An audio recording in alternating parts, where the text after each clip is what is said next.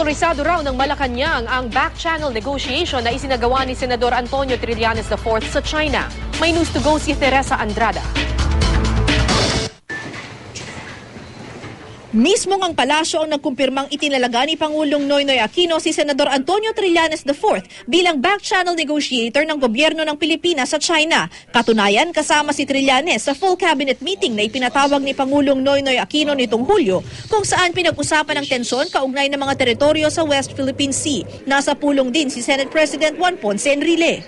This was during the height of the tensions between China and the Philippines, and the President said, let's keep our options open. The President was approached by Senator Trillanes that that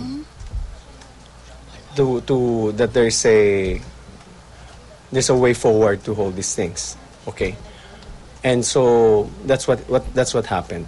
May mga minor success nga raw ang senador bilang back-channel negotiator pero hindi na ito idinetalye ng palasyo. Itinanggi rin ng Malacanang na may kiringan sina Trillanes at Foreign Affairs Secretary Albert Del Rosario na alam daw na tumatayong back-channel negotiator si Trillanes. Sa ngayon, pinagbawalan na raw ng Pangulo sina Del Rosario at Trillanes na magkomento tungkol dito. It looks nice for the press to see two officials, high government officials, engage in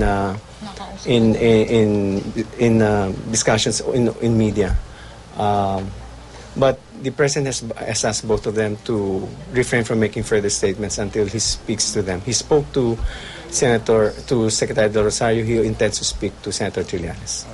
Tikaw mambibig ng palasyo kung nananatiling negosyador si Trillanes, pero ang Pangulo raw ang chief policy maker pagdating sa usapin ng West Philippine Sea, habang si Secretary Del Rosario ang otorisadong magpatupad nito at manguna sa mga negosasyon sa China. I can categorically say it that the President, rather the Secretary of Foreign Affairs, enjoys the trust and confidence of the President.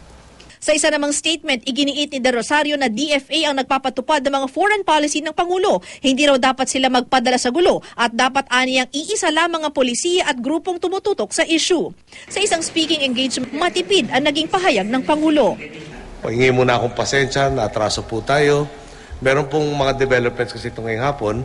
Siyempre yung lahat ng problema ng bansa, sa akin po yun.